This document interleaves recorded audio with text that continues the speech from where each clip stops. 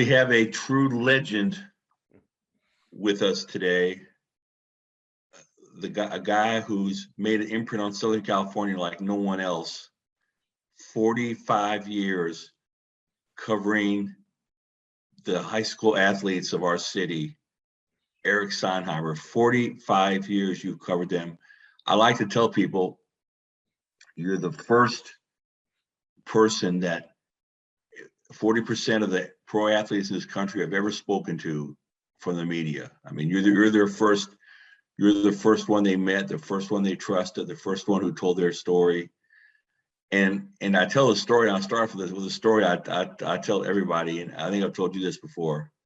Oh, by the way, I'm Bill Plaschke, sports columnist, LA Times, and I've been here 34 years, 25 as a columnist, but doesn't match the 45 that Eric's been throughout this Southern California.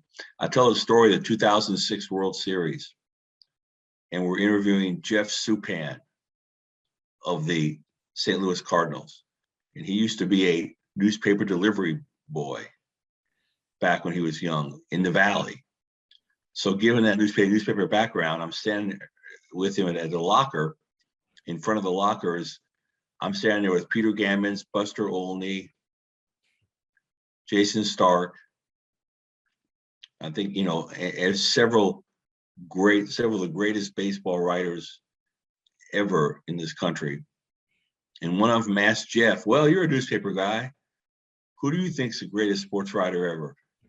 And we all laugh, right? And they all think he's going to say Gammons or Buster or someone of that ilk. And he says, oh, there's no question, Eric Sondheimer. It was a tremendous moment. And it made me realize the impact you had, because you're the first one to talk to Supan. Is that right? Well, I was the first one to hire him at $10 an hour to take prep scores over the phone to the Daily News. So that's why he probably said that. No, but he was a great kid, and yeah, it's fun to cover these teenagers before they're noticed by people. Though obviously things have changed with social media. Now people are identified at a much younger age, but that's been one of the reasons why I've continued writing sports all these years, high school sports, is because you get to see them before they've changed yet, and then you get to watch them grow up and change again as adults. It amazes me that I'm guessing the greatest athlete you covered in high school had to be John Elway. And think about this, John Elway. I'm going to say that again. Granada Hills 79. Is he the greatest athlete you've ever covered in high school? Yeah, he is, and it's kind of funny because he's the first one that I ever covered. I mean, I started stringing it in 1976, and that's when he showed up at Granada Hills High from Washington when his dad became the head coach at Cal State Northridge, and to see a Hall of Famer as your first top athlete, that's a lot of expectations that everybody else has to deal with through the years. And so, but it was great to do because you can compare everybody to him, and you just shake your head when people actually say, oh, he's another Elway, when there's only one Elway. That's crazy. Would John Elway know who you were today? I'm guessing he would. Yeah, for sure. I mean, I've talked with him through the years, and I had a good relationship with his dad. I was a sports editor at Cal State Northridge when his father was there, Country Jack. I'll never forget him. He was a chain smoker, and when I went into his room at Cal State Northridge, all he would do was smoke, and I had to sit there and take it in a closed room. Another great one is Giancarlo Stanton. You covered him. Yeah, he would be like number 2 or close to him. I mean, he was all CF in football, basketball, and baseball. Pretty amazing at Notre Dame. Why all these years you've had chances to do other things? I know you've had opportunities to cover the Dodgers or the Lakers or the Olympics, and you've chosen to stick with the high schools, which is, in my opinion, the most impactful journalism we do, but it's also the most shadow journalism we do. It's not, a lot of times, a lot of your stories are read only by the parents of the kids and the kids themselves. But it's such an important part of what we do is at the LA Times and who we are. What made you want to stay with it and not move on to a different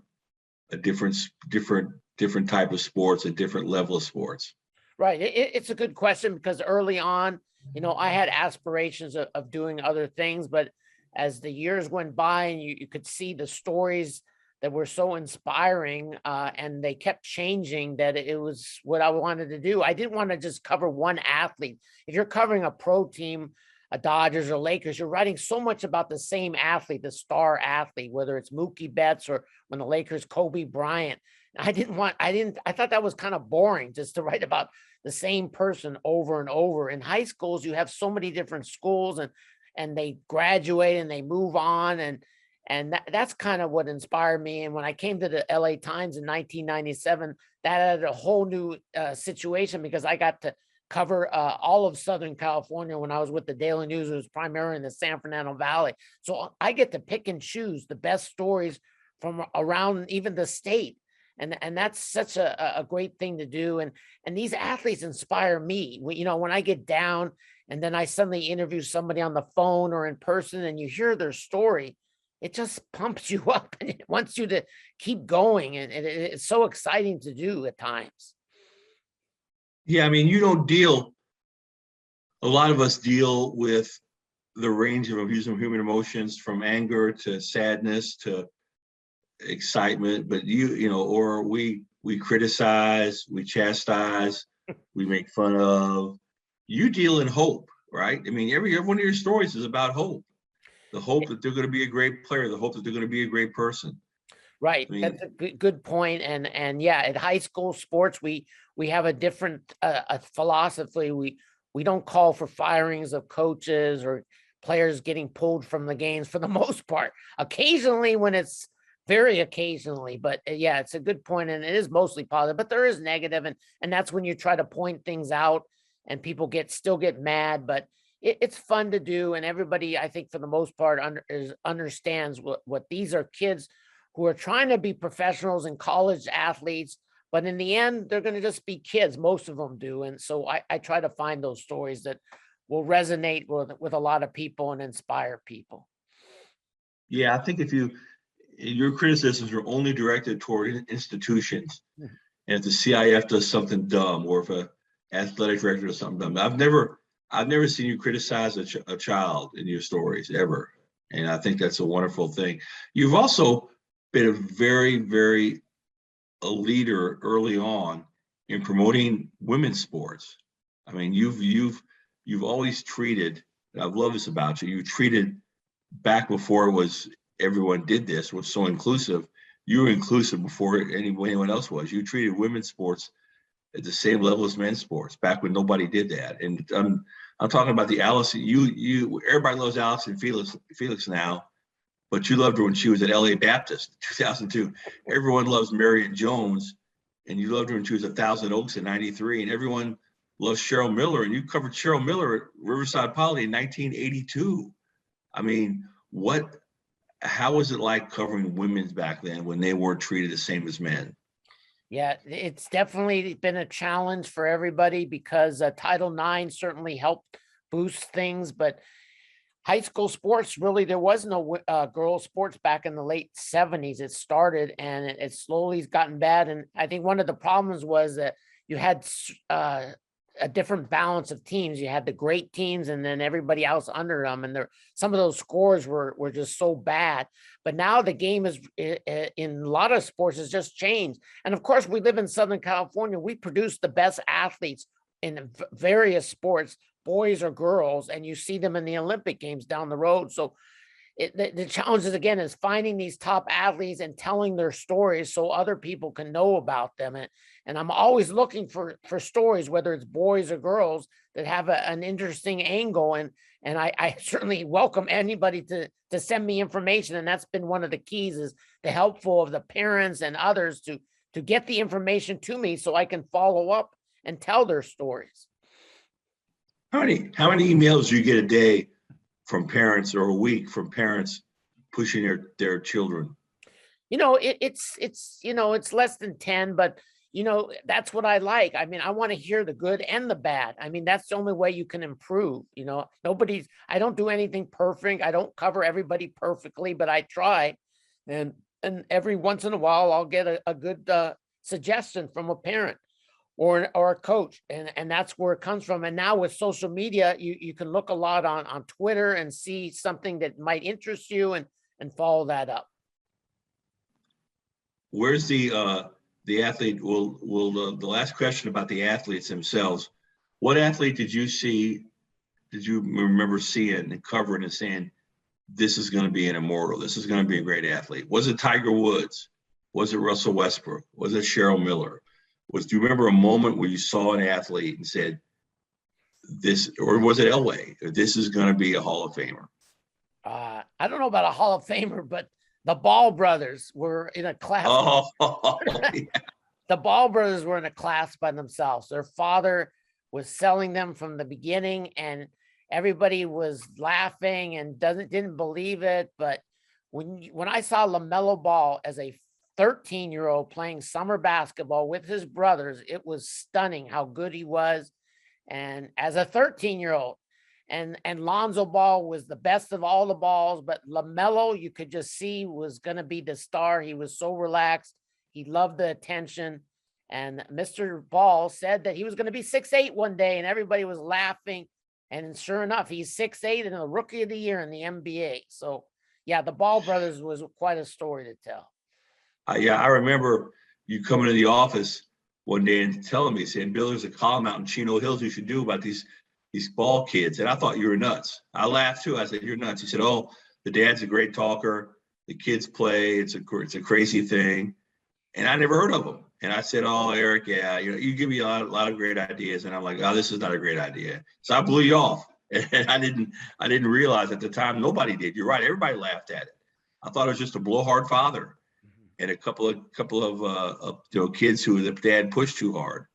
Never saw it coming. Never realized. You see this before anyone sees it. I mean, Tiger Woods.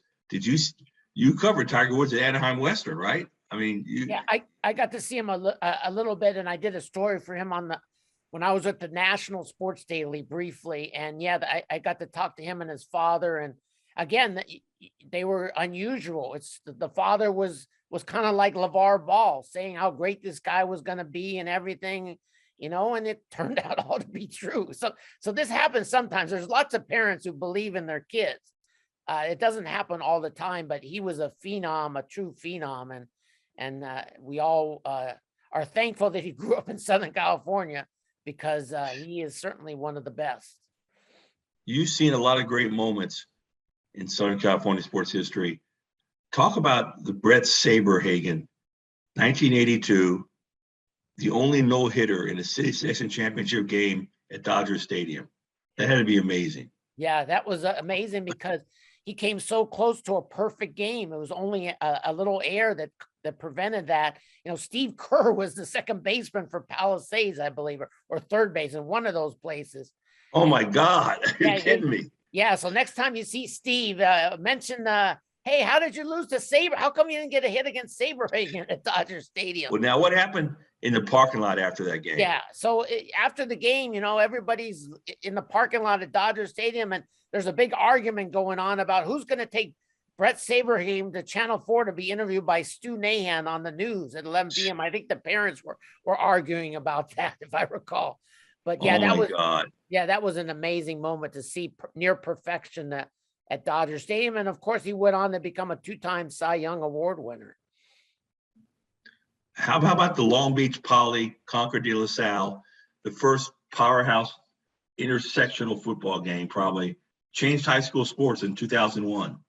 Yeah, it was stunning. There were more than 17,000 people at Veterans Stadium in Long Beach. It was nationally televised by Fox. It was number 1 versus number 2. And Long Beach Poly had that great team with Mercedes Lewis and all the great players. And De La Salle somehow pulled out the win, but the atmosphere was electric. And after that, high school football started appearing nationally on television. So it had a huge impact on high school sports. I also never forget the time you told me we're in 2003, and you said, listen, Bill, there's a column out here at Pauley Pavilion. This traveling high school team is coming in. And I said, I'm not covering some traveling high school team. I'm worried about covering the Dodgers or I was doing the Lakers that week or something. And you're like, no, Bill, just try it. Just come out and see. You'll not regret it. And it was, you said there's a special player for this team, this traveling team from Cleveland, and you said, yeah, and they're out here and they're playing at Pauley, and you should come see it. It's going to be crazy. And I didn't believe you.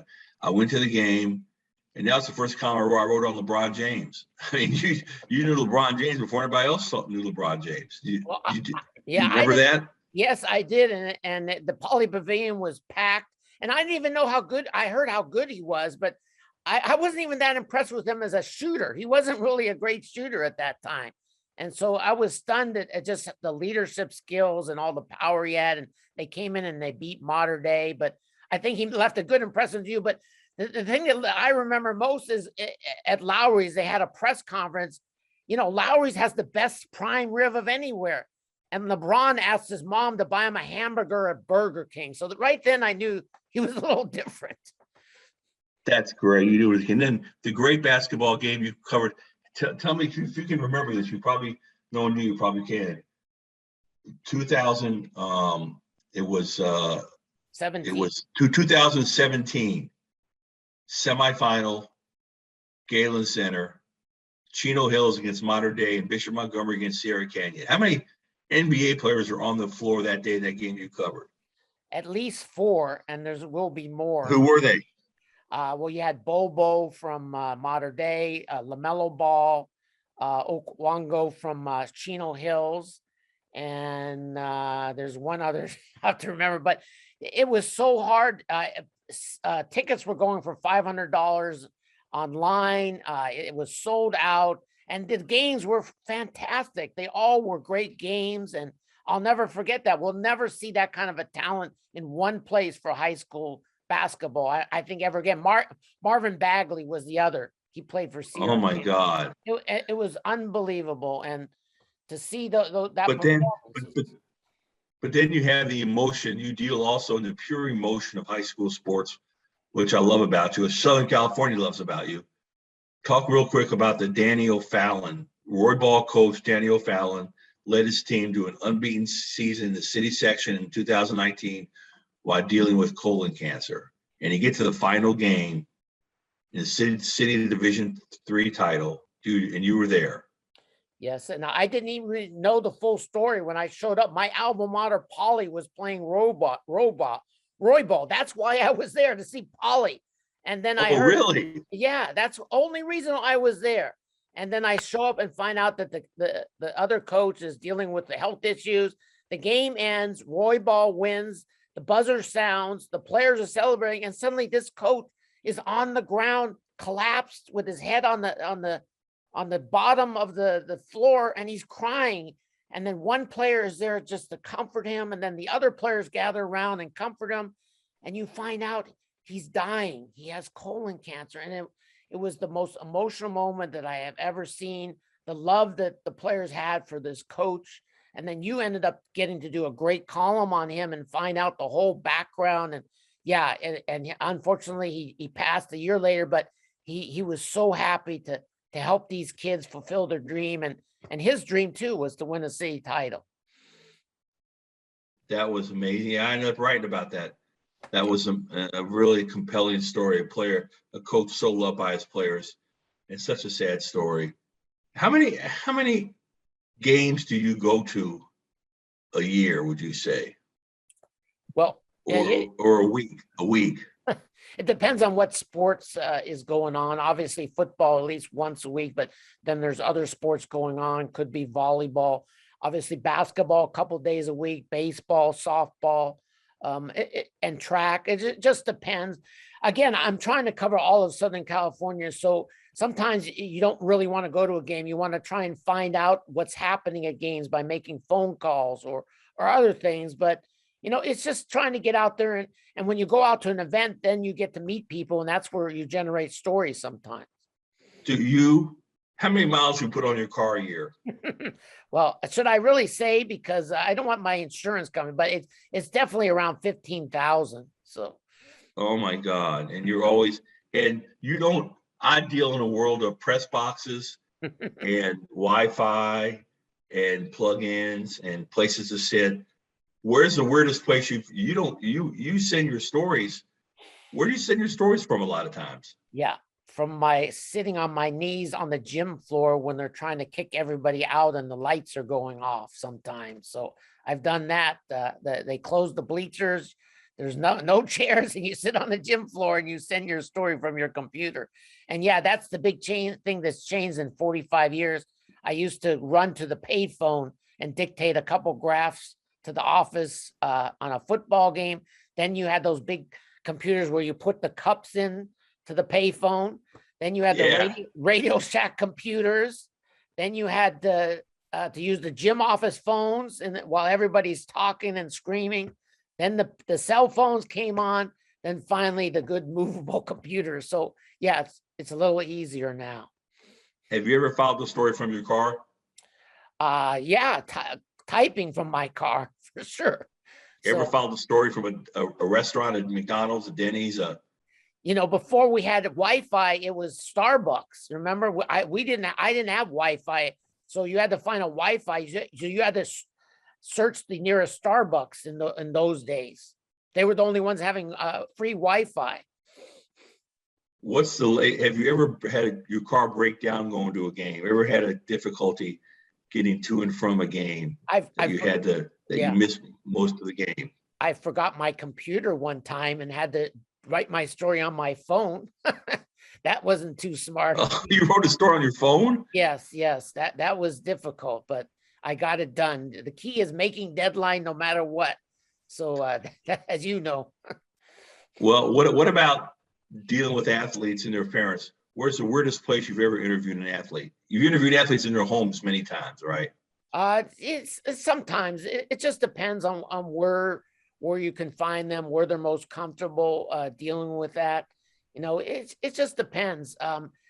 It's always hard to talk to an athlete when others are around because they don't want to open up. I hate that. Yeah, so you try to get them in a quiet area or away from the coach and stuff. But nowadays, one of the bad things is some of the schools don't trust the athletes to talk. So their representative is hovering over you to make sure, you can't say that. And that's unfortunate. And that's where LeVar Ball comes in the hand. He sent out his kids every time after games and was nowhere to be found. He says they're on their own. They're going to grow up on their own. And that was great. They learned how to deal with the media. But yes, I understand why some people want to oversee you, because you can't really, some people want to, you can't trust. Sometimes some media want to use the kids, And so, yeah, if you don't have a mature kid, you probably want to have somebody there to help them. Do you ever get a quote from a kid that will make him in trouble or her in trouble, and so you won't use it? Oh yeah, I've gotten lots of things, and even coaches that that would start up an internet war, a Twitter war, and I'm not that person. I'm not interested in that type of crazy situation. Obviously, if it's a serious matter and they say something that tells something, yeah, I'm going to quote them, but not in an everyday feature type situation. That's why people trust you, Eric. That's why you've lasted 45 years. What about ever gotten in a fight with a coach or an administrator? But always people have yelled at me. I remember Bobby Braswell came to the Daily News one day, was mad about the player not getting selected for all-star teams, and he starts shouting me in the middle of the long hallway and stuff because he was kind of like a Bobby Knight guy and stuff. But we're buddies, and that's how it goes. And I've had coaches refuse to talk to me, call in scores, and then the next year they're back calling scores. I laugh at them. We laugh about it now. So the key is being professional, and I always try to be professional. If the other person is not being professional, I'm at the point now. I said, okay, I'll go write about somebody else. You don't want the attention? Bye-bye. Same thing. That's great. So Bobby Braswell shoved you? No. He was yelling at me. We had yelling at me in the middle of a long hallway. Nobody's ever shoved you. No, nobody does that. I've had an administrator threaten to call the sheriffs because I wrote about him at Westlake High that they had a bunch of transfers, and he said, "You got to get off the sideline, otherwise I'm calling the sheriff." And the other team invited me to their sideline. So that was funny. In all these years, Southern California, you've only, am I right? You've only traveled once to cover a game out of state, and that was in Texas this year, or have you traveled before out of state? Probably not. Probably just to Texas. Usually I'm just going up to Sacramento. So that, yeah, this past year was one of the rare times where I've traveled out of state. That's amazing. And do you people, because you cover high school sports, you're not on national television. You don't get quoted a lot on the national shows. I don't hear you on the radio a lot. You do the best work of the LA Times. You're our MVP, yet you're in the shadows. Do you ever think to yourself, if I'd done something else, I'd be more famous. People would recognize me more. I'm fine with where it's at. I get enough attention as it is. I enjoy, again, bringing attention to the high school scene because at this point, the internet is most important because a lot of people can now see what you do around the world. They click a computer. And so that's where I think you get your greatest attention right now. And I'm fine with that. And as long as I continue to be healthy and we continue to have great athletes and great stories, I'm nowhere near to retiring. You don't have an ego, do you? You have no ego, which is really admirable in this world. You really do this for the kids, don't you? Yeah, it's not a job anymore. Trust me. I could retire tomorrow and I'd be fine for the most part, but I love working, but I also love traveling. And again, it's just fun to tell stories because it helps me. I truly believe that, during COVID, I was really down because I wasn't being able to write too much. There was nothing going on. But then our sports editor suggested this story of interviewing seniors about what they're going to do with next year once they get to college. And I got to interview these kids who showed so much resiliency and fire that they weren't going to sit at home and sit on the couch and moan and complain. And every time I interviewed somebody, I felt like so much better. And so here's the funny thing is during COVID, when there was no high school sports, I wrote more stories than maybe when there was high school sports. I don't know how I pulled that off, but it's true. And so that's wonderful, Eric. Yeah. So that's what a service you do to the community.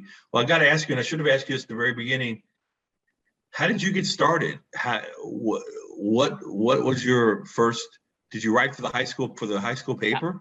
I got cut from my junior high basketball team in 7th grade, and I wanted to stay involved in sports.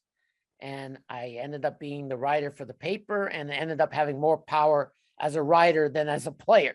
So that's how it got me going. What high school was this? But this was junior high, Madison Junior High in North Hollywood. They cut me from the 7th grade basketball team, and again, I wanted to stay involved, and I got to write about the players, and now everybody wanted to get their name in the school paper. So that's where I learned the power of the press.